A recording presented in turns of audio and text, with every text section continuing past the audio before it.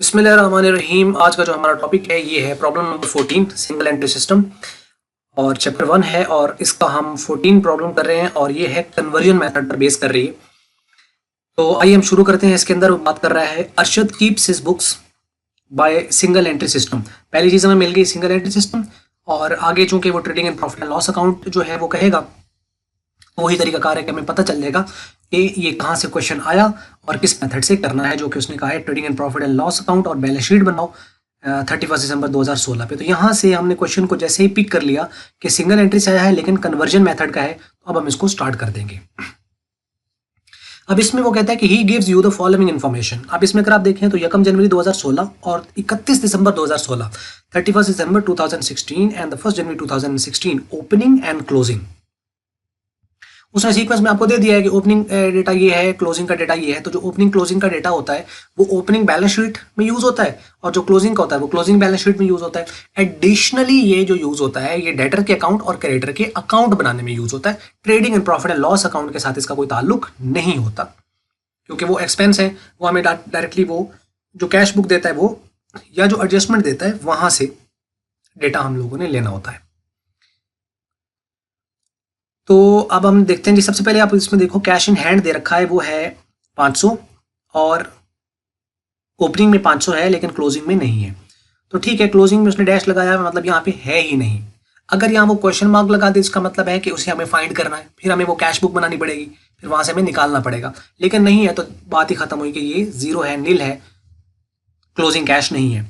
Cash at bank वो 2500 है और क्लोजिंग का जो है वो 7000 है। तो इसमें भी एक पॉइंट आपको मैं यहाँ एडिशनली बता दूं कि अगर इसके साथ वो यहाँ पर लिख देता है क्रेडिट लिख देता है, यहाँ पे CR लिख देता है या इसके ब्रैकेट लगा देता है, बिल फर्ज आप इस तरह समझ लें, तो ये एसेट नहीं होगा कैश एट बैंक, फिर ये लाइबिलिटी होगा। ये एडिशनल पॉइंट है, इसको ध्यान में रखिएगा, क्योंकि अगर ये ब्रैकेट में आता है तो इसका मतलब नेगेटिव फिगर है और नेगेटिव मतलब ओवरड्रॉन फिगर है। तो जो ओवरड्रॉन बाजा वो लिख देता है बैंक ओवरड्राफ्ट, वो लाइबिलिटी होती है। बाजा वो लिखता है कैश एट बैंक लेकिन वो कहता है कि क्रेडिट बैलेंस है। तो कैश एट बैंक अगर क्रेडिट बैलेंस हमारा पड़ा है तो इसका मतलब ओवरड्रॉन है, फिर वो लाइबिलिटी है। लेकिन यहाँ इसके साथ ऐसा कुछ नहीं है, तो ये कैश एट बैंक हमारा एसेट होगा। इस चीज को आपने प्रॉब्लम में ध्यान से करना है, इस चीज को भी ध्यान में रखिएगा।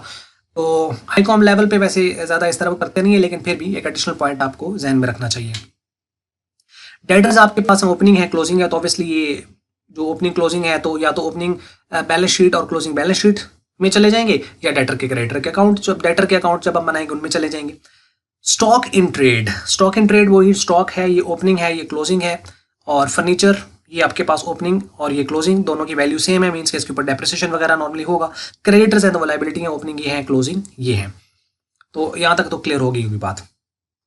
During the year he received rupees 1,10,000, 1,10,000 उसने रिसीव किया फ्रॉम द डेटर। तो ये वो कैश है जो डेटर से उसको मिलता है, तो ये भी डेटर के अकाउंट में एडजस्ट होता है, आपको पता है। And paid rupees 75,000 to the creditor, और ये क्रेडिटर के अकाउंट में एडजस्ट होता है।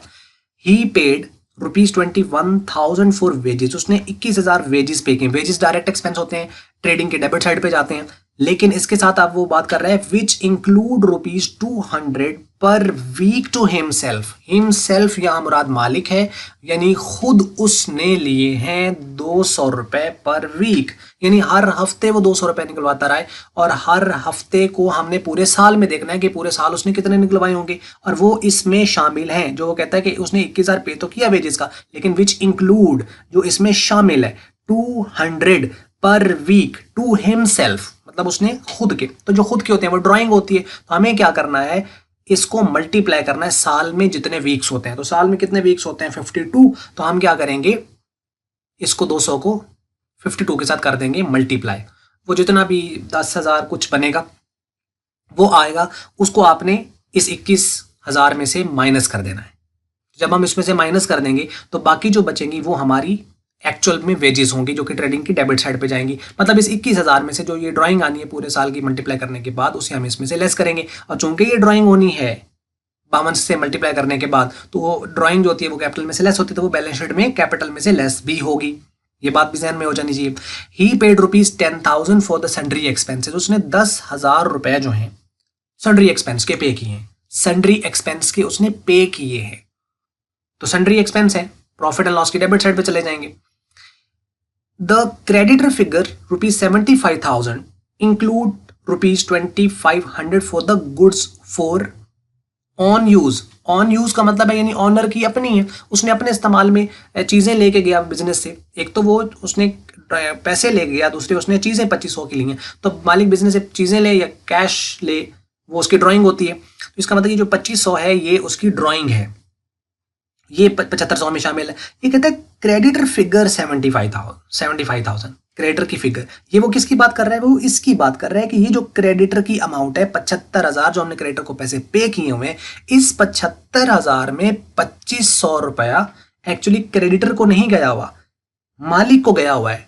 चीजें उसने ली थी, गलती हुई तो उन्होंने गलती से इसमें ऐड कर दिया, जैसे हमने रेक्टिफिकेशन ऑफ एरर्स पढ़ा था फर्स्ट ईयर में, उस तरह की। तो ये 2500 इसमें शामिल है। तो इसका मतलब है जब आपने क्रेडिटर का अकाउंट बनाना है और उसमें कैश पेड लिखना है तो उसको 75,000 नहीं लिखना, 2500 लेस करके लिखना है। एक तो ये क्रेडिटर के अकाउंट में एडजस्ट हो जाएगा, दूसरा ये जो 2500 है ये भी ड्राइंग है। तो इसका मतलब एक ड्राइंग 2500 की ये, और एक जो ये 200 को 52 से मल्टीप्लाई करके आएगा वो दोनों ड्राइंग है। तो दोनों ड्राइंग को हम ऐड कर देंगे और ये जो टोटल ड्राइंग आएगी इसे हम बैलेंस शीट में कैपिटल में से लेस कर देंगे। यहां तक लगी समझ।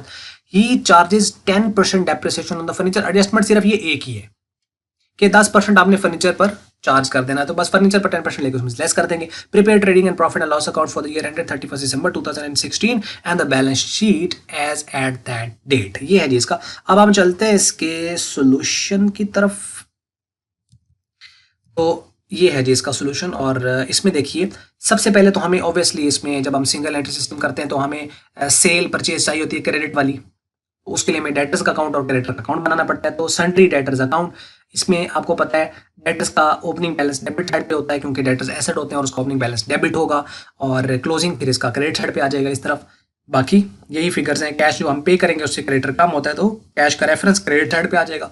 डिफरेंस लेंगे तो सेल आ जाएगी लेकिन क्रेडिट सेल आएगी। अब इसमें आप देखो बैलेंस ब्राउ डाउन। तो बैलेंस ब्राउ डाउन यानी ओपनिंग बैलेंस डेटर्स का ये है 7500, ये लिख दिया।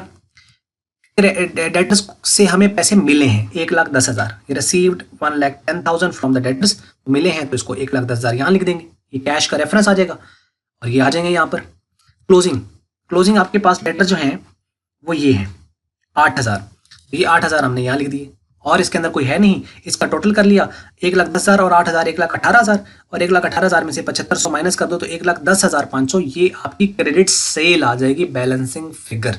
अच्छा एक चीज जो है ना यहाँ पर कि क्रेडिट सेल हमें कैसे पता है क्रेडिट सेल भी है, और भी तो आइटम होते हैं तो हमने गेस करना होता है। ये मैंने शुरू में कहा था जब मैंने इंट्रोडक्टरी लेक्चर दिया था कि हम इसको जजमेंटल लेकर चल रहे हैं, यानी करीब से क्या चीज हो सकती है।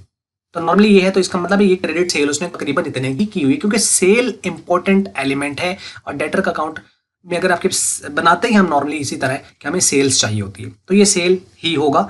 एस्टिमेशन पर बेस है, यानी हम सिंगल एंट्री से अगर डबल एंट्री में भी जा रहे हैं तो ये भी एस्टिमेशन ही पे जा रहे हैं, क्योंकि जो एक प्रॉपर डबल एंट्री सिस्टम है ये तो वो नहीं है ना, एस्टिमेशन पे ही है। तो सेल्स आपके पास 1,10,500 आ गई, ये अब ट्रेडिंग अकाउंट की क्रेडिट साइड पे चली जाएगी। तो दोनों साइड बराबर और इसके नीचे डबल लाइन और डबल लाइन क्लियर होगी यहाँ तक। अब हम बनाएंगे क्रेडिटर्स अकाउंट, यहाँ के क्रेडिट परचेजेस आ जाएं तो इसका ओपनिंग बैलेंस क्रेडिट साइड पे होगा क्योंकि क्रेडिटर्स हैं। तो हम यहाँ पर आएंगे और इसमें क्रेडिटर्स हैं 15,000 के, ये 15,000 लिख दिए। क्लोजिंग है 10,000 के, तो ये हमने ये 10,000 लिख दिए। कैश जो हमने क्रेडिटर्स को पे किया है वो 75,000 यहाँ पर था, लेकिन इसमें 2500 जो है वो चीज़ों के हैं। तो अब हम इसमें से 75,000 में से आप चाहें तो यहाँ पे लिख भी सकते हैं, यानी कि 75,000, और इसमें से आप माइनस कर दो 2,500 जो कि इनफैक्ट ड्राइंग है। तो इसमें से माइनस करेंगे तो 72,500 जो है वो यहाँ पर आ जाएगा। तो ये 72,500 तो आप टोटल कर लें इनका, तो 82,500 और इसमें से आप ये 15,000 निकाल दें तो 67,500, तो ये दोनों साइड इक्वल। तो क्रेडिट परचेजेस भी हमारे पास यहाँ पर आ जाती हैं। अब हम चलते हैं नीचे trading and profit and loss में। तो उसमें सबसे पहले जो आता है वो नेम ऑफ द बिजनेस है और वो है अरशद, जो कि हमारे पास यहाँ पे गिवन है। ये अरशद कीप्स हिज बुक्स है, तो इसका मतलब है कि Arshad name of the business है। हम trading and profit loss account बना रहे हैं for the year 31 December 2016। Details amount, detail and amount, इसमें सेल्स आ जाएगी। सेल्स आपके पास जो अभी हमने निकाली है यहाँ पर ऊपर जो क्रेडिट सेल हमने निकाली थी 1,10,500, तो ये 1,10,500 जो है वो यहाँ पर आ जाएगा। क्लोजिंग स्टॉक जो है वो हमारे पास यहाँ पर दे रखा है उसने, स्टॉक इन ट्रेड क्लोजिंग 37,500, तो ये 37,500 आ जाएगा। उस तरफ परचेजेस हैं, परचेजेस हमारे पास अभी जो हमने क्रेडिट परचेजेस निकाली हैं ये वही हैं 67,500, तो ये 67,500 जो है ये यहाँ पर आ जाएगा। और ओपनिंग स्टॉक वो यहाँ से मिल जाएगा 45,000, तो ये 45,000 यहाँ पर आ गया। वेजेस है 21,000 की उसने इनफैक्ट दिया था यहाँ पे कि 21,000 वेजेस उसने पे किए हैं, लेकिन उसने कहा था 200 जो है ना वो पर वीक उसने ड्राइंग है, तो हम 200 को मल्टीप्लाई करेंगे 52 के साथ तो वो 10,400 आ जाएगा। ये 10,400 कहाँ से आया, यानी 200 मल्टीप्लाई 52 करके देख लेना इसको, इसमें से माइनस करना है तो 10,600 आ जाएगा। अब और कोई चीज़ है नहीं, क्योंकि वेजेस डायरेक्ट एक्सपेंस है, बाकी इधर सेल आ गई, इधर परचेज आ गई, इधर क्लोजिंग स्टॉक, इधर ओपनिंग स्टॉक, तो ये डायरेक्ट एक्सपेंस है, तो इनका किया टोटल 148 आ गया। इसमें से आपने ये तीनों चीज़ें आइटम निकाल दिए तो आपका चूंकि क्रेडिट साइड ज़्यादा है तो ग्रॉस प्रॉफिट है ये यहाँ पर आ जाएगा। यही ग्रॉस प्रॉफिट यहाँ शिफ्ट हो जाएगा तो ये बैलेंस ब्राउट डाउन बन जाएगा, यानी ओपनिंग बैलेंस हो जाएगा यहाँ पर 24,900। अब इसमें से बाकी जो एक्सपेंसेस हैं वो गिने चुने हैं, चंदे की हैं, जिसमें अगर आप देखो तो इसके अंदर सैंड्री एक्सपेंसेस हैं जो उसने कहा है 10,000 है, तो ये सैंड्री एक्सपेंस है तो ये हमने लिख दिया। डेप्रिसिएशन उसने कहा था कि आपने 10% फर्नीचर पर लेना है, तो फर्नीचर है हमारे पास 5,000 का, तो 10% लेंगे तो 500 आ जाएगा, ये 500 आ गया।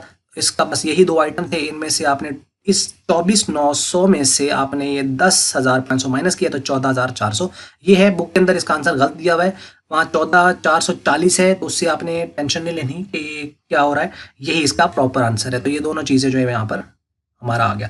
अब हम लास्ट बैलेंस शीट की तरफ, इसमें सबसे पहले टॉप पे बिजनेस का नाम आ जाएगा, फिर बैलेंस शीट है एज ऑन 31 दिसंबर 2016, इस तरफ आपके एसेट्स आ जाएंगे। अब कैश एट बैंक है, क्योंकि कैश इन हैंड तो था नहीं, नील था तो हमने लिखा नहीं, तो कैश एट बैंक है 7,000, ये लिख दिया। स्टॉक आपके पास जो है क्लोजिंग वो 37,500 तो 37,500 लिख दिया। डेटर्स आपके पास जो है क्लोजिंग वो है 8,000 के, इसके साथ वो एडजस्टमेंट है नहीं, लिहाजा डायरेक्टली सैंड्री डेटर्स आपने यहाँ लिख दिए। और जो फर्नीचर है वो है 5,000 का ये वाला, लेकिन इसके साथ एडजस्टमेंट है 500, 10% डेप्रिसिएशन लेस करके 4500 ये आ गया। एसेट यही थे, इसका टोटल किया तो 57,000, ये आपके टोटल 57,000 आ जाएंगे ये वाले। इस तरफ देखें तो क्रेडिटर्स हैं आपके पास 10,000 के, क्रेडिटर्स आपके पास ये 10,000 है, ये हमने क्रेडिटर 10,000 के लिख दिए। कैपिटल जो है ये 45,500 कहाँ से आया, क्योंकि ये हमें गिवन नहीं है। देखो जब भी कैपिटल नहीं दिया होता तो हम ओपनिंग का डेटा इस्तेमाल करते हुए हम ओपनिंग कैपिटल निकालते हैं, तो लिहाजा इसकी मैंने नीचे वर्किंग शो की हुई है 45,500, बाकी देख लो तो फिर हम नीचे उस वर्किंग पे चलते हैं। तो कैपिटल है 45,500, इसमें से आपने ड्राइंग लेस कर देनी। ये 12,900 कहाँ से आ गई, ये ड्राइंग ये लेस करनी है तो ब्रैकेट डाल दिया, क्योंकि एक अगर आप देखो तो ड्राइंग है, एक 2500 की चीजें लेके गया है, दूसरा वो जो 21,000 में ये जो शामिल थी 200 पर वीक वाली जो 52 से मल्टीप्लाई किया था तो 10,400 आया था, उन दोनों को ऐड करें ना 2500 और वो 10,400 को, तो ये टोटल इतना बनता है 12,900। तो ये हम इसमें से लेस कर देंगे, ये लेस किया। नेट प्रॉफिट अभी हमने ऊपर निकाला 14,400, इसमें ऐड करेंगे। अब ख्याल रखना है कि इसमें से इसको लेस करना है, इसे ऐड करना, ये ना हो कि दोनों लेस कर दें। तो इसमें हम इसको लेस करेंगे और इसको ऐड करेंगे तो हमारा 47,000 आ जाएगा, दोनों को हम देखें तो 57,000। अच्छा अब ये ओपनिंग कैपिटल कैसे है 45,500, तो इसमें अगर देखें आप चाहें तो ओपनिंग स्टेटमेंट ऑफ अफेयर बना लो या ओपनिंग बैलेंस शीट बना लो, या इसकी ये वर्किंग है, ये सिंपल है, क्योंकि क्वेश्चन की रिक्वायरमेंट नहीं है तो हमें ज़रूरत नहीं है ओपनिंग बैलेंस शीट या ओपनिंग स्टेटमेंट ऑफ बनाने की।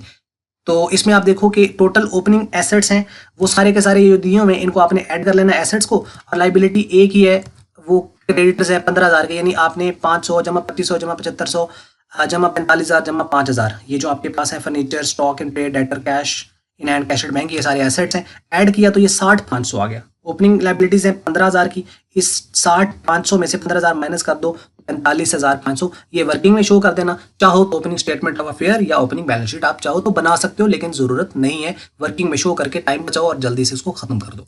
ले जी ये थी वीडियो, उम्मीद है आपको समय लगी होगी। बाकी अगर आपका क्वेश्चन तो कमेंट्स में लिखें, और मल्टीपीडिया की अगर आपको ये वीडियो अच्छी लगी इसको आप लाइक कर लें, शेयर कर लें दूसरों के साथ। अगर आपको अच्छी नहीं लगी इसको आप करते हैं डिसलाइक, और वीडियो देखने का बहुत बहुत शुक्रिया।